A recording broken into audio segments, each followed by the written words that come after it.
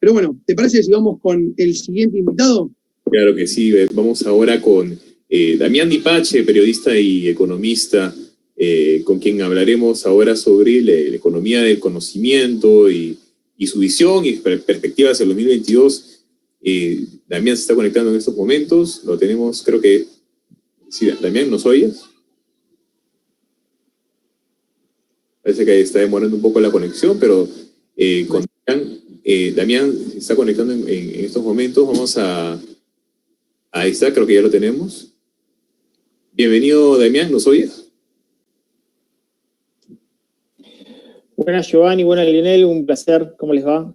¿Cómo estás, Damián? Nuevamente, la verdad que es un placer tenerte. Y nada, esta vez te convocamos porque la verdad que esta semana salió una noticia y estábamos viendo con Giovanni justamente una reunión de producción y qué mejor a vos y también, bueno, otros invitados que vamos a tener para poder charlar del tema. Argentina se queda rezagada prácticamente en la economía del conocimiento. Contanos un poquito, Damián. Bueno, a ver, ¿sabés que Argentina fue, te diría, vanguardista en la región respecto de los incentivos hacia el software? De hecho, en el año 2004, primer mandato de Néstor Kirchner en Argentina, se sanciona la ley del software. La ley del software generó muchos beneficios porque había exenciones de incentivos de menor pago de impuestos a las ganancias, menores contribuciones patronales para la contratación en el empleo, muchos beneficios fiscales para promover el sector. Argentina en 10 años se convierte en líder de desarrollo regional y exportación de software de América Latina. De hecho, fue en parte el impulso de unicornios que todos conocen, como Mercado Libre, Globant. En definitiva, para que se den una idea, hoy Mercado Libre es el séptimo portal del mundo. Séptimo portal del mundo. Tenés en el caso de desde eBay, AliExpress o cualquier otro sitio, incluso Walmart, y después está Mercado Libre, que es argentino. Y eso surgió en aquel momento por también resultado de lo que fue la ley del software.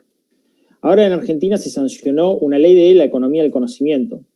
Ley de economía del conocimiento que extiende los beneficios del software hacia otro tipo de rubros de la economía, como puede llegar a ser el desarrollo de la robótica, la genética, la biotecnología, o sea, otros rubros del sector cuaternario de la economía.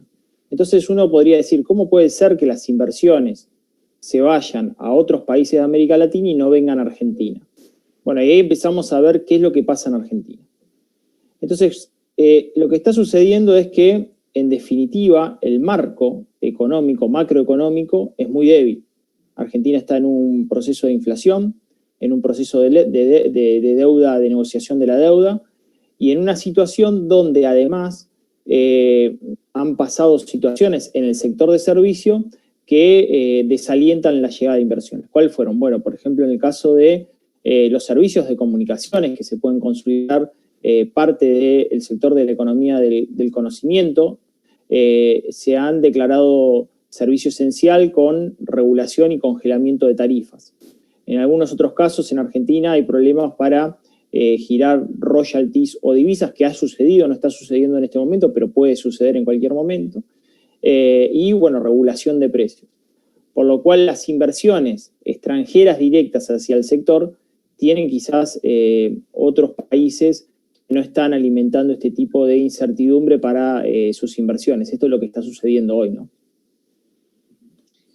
Damián, vos fuera del aire me contabas que tenías un informe de los países prácticamente latinoamericanos sobre esto. ¿Nos podés un poquito ampliar? Porque la verdad que me quedé con ganas también de saber cuál es el informe de ustedes, o sea, qué es lo que tenés.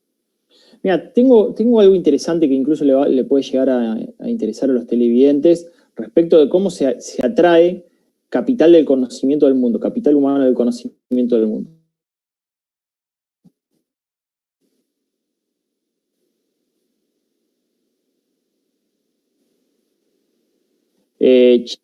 Chile es un caso. En Chile a tu propia startup, por ejemplo. Ese sistema de becas aplica a cualquier ciudadano del mundo. Y lo que implica es que si vos conseguís la beca para desarrollar tu startup, tenés como devolución o reintegro para la economía chilena que parte de tu operación tiene que quedar en Chile y al menos tenés que estar 2 años en el país chileno. Esto ha generado que, por ejemplo, Chile se ha apalancado fuerte en el desarrollo del sector de la economía del conocimiento y atrae inversiones. ¿Qué pasa? Vamos a citar un caso. Una startup es exitosa y se tiene que quedar 2 años en Chile. ¿Qué es lo que termina sucediendo? Que necesita de más capital, necesita de financiamiento. Entonces, si es virtuoso el desarrollo de un software, el desarrollo de una investigación en biotecnología o en robótica, termina consiguiendo el financiamiento que llega para desarrollar esa empresa en Chile y en definitiva después se termina exportando al mundo. Ese es un caso muy, pero muy elocuente para mostrar el caso de Chile en este sentido. A mí me gusta mostrar otro que no es chileno, pero me gusta contar algo que es importante. Yo tengo una visión desarrollista de la economía y tuve la posibilidad de entrevistar a Pasi Silander en Finlandia. Fui a estudiar a Finlandia, fui a estudiar a varios países, pero estudié en Finlandia porque me interesaba saber cómo es que se desarrollan las pymes en otros países del mundo. Entonces, ahí lo que veía es que Finlandia en el año 1919 estaba dominado por el Reino de Rusia y venía de 240 años de dominación de Suecia. Lo único que tenían eran árboles, bosques, y su primera actividad primaria económica fue justamente vender madera. Después de la madera lograron eslabonar con vender sierras, después lograron eslabonar con sierras mecánicas, después se dieron cuenta que si estaban en la industria de la madera podrían fabricar papel, después de la papel podían trasladarse a la química, después de la química podrían trasladarse al desarrollo de software y hoy están en el desarrollo de la biotecnología. Cada proceso de eslabonamiento finlandés generó incentivos fiscales que fueron agregando valor a su producto hasta llegar a un intangible como puede llegar a ser el desarrollo de la economía del conocimiento, por ejemplo, la farmacéutica. Bueno, el resultante es que eso generó que Finlandia, que era una economía muy pobre en 1919, hoy tenga un PBI per cápita de casi $58.000 y Argentina esté en los 8.700. En el año 1919, Argentina era una de las potencias más importantes del mundo y tenía los PBI per cápita más importantes del mundo. Para que se entienda lo importante de lo que es el marco jurídico institucional y tener una política a largo plazo de décadas, ¿no? En este sentido.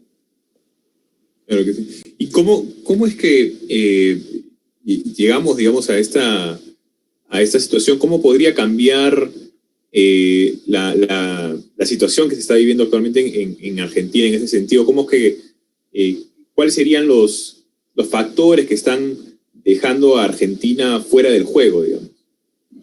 A mí me parece que Argentina tiene una necesidad de cerrar su déficit fiscal en la negociación con el Fondo Monetario Internacional y por otra parte tiene una tensión política interna. O sea, hoy tenés un presidente de la nación con una tensión política con el ala de la vicepresidencia de la nación y esto está generando, yo lo que digo, un divorcio de la dupla presidencial.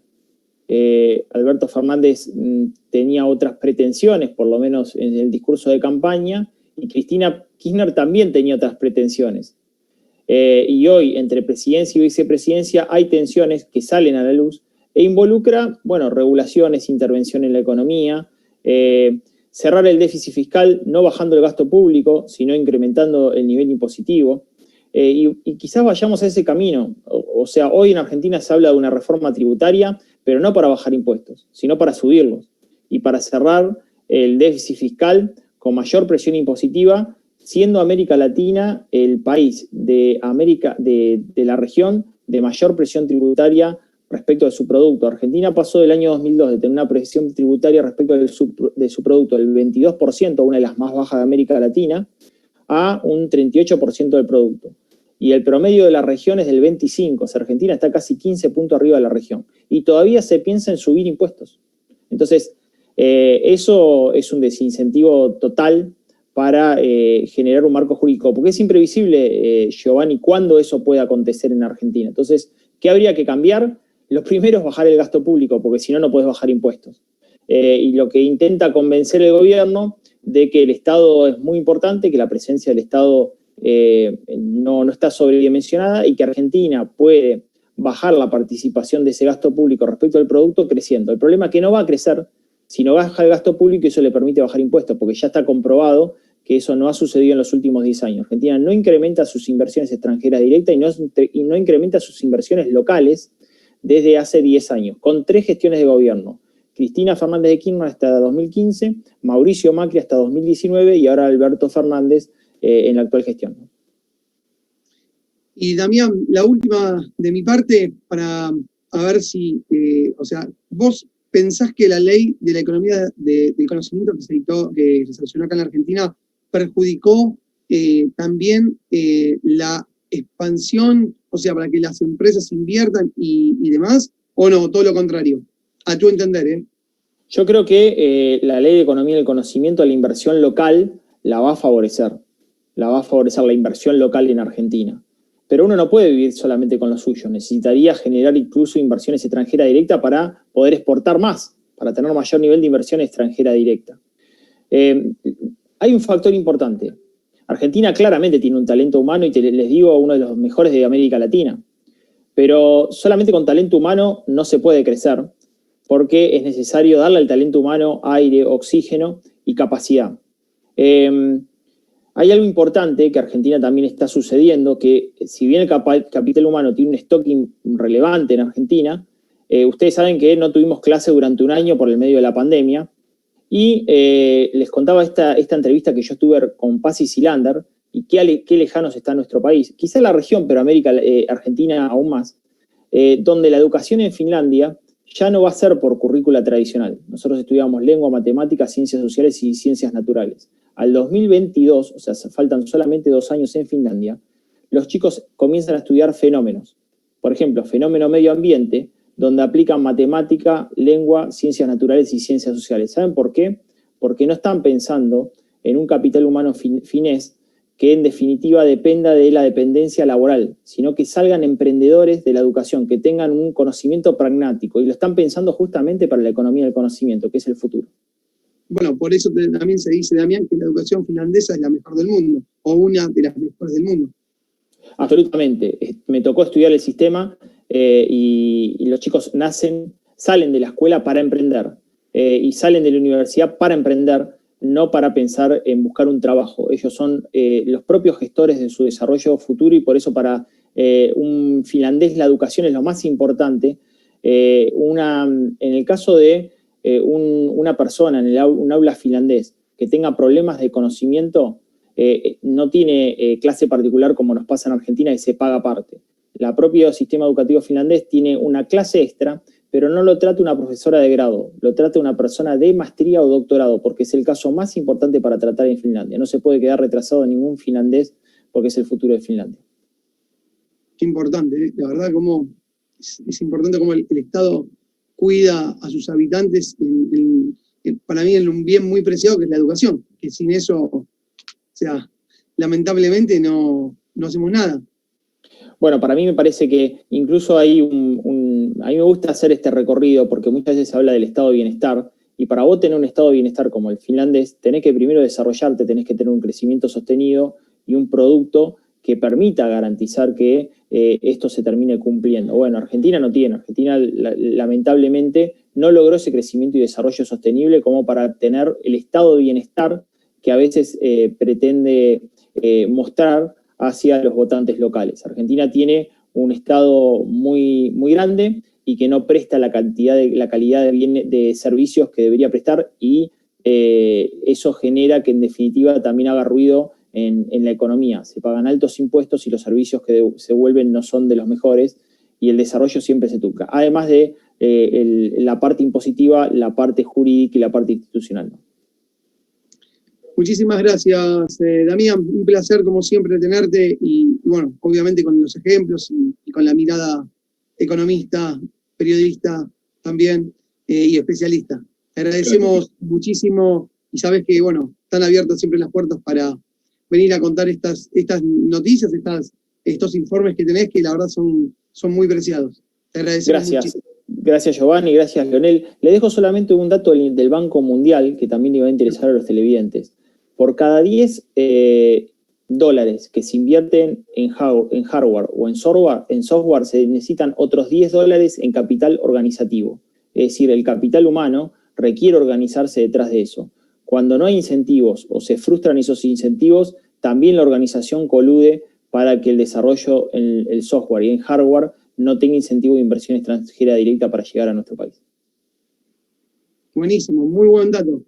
Y la verdad también, o sea, es sumamente valioso y comparto lo mismo, porque con software, no sé, o sea, con hardware no se hace mucho si no tenés un software y viceversa, creo que van de la mano. Así es, chicos. Un placer, gracias como siempre. Buen comienzo de año y gracias por contar conmigo. Igualmente. Hasta la próxima. Hasta luego.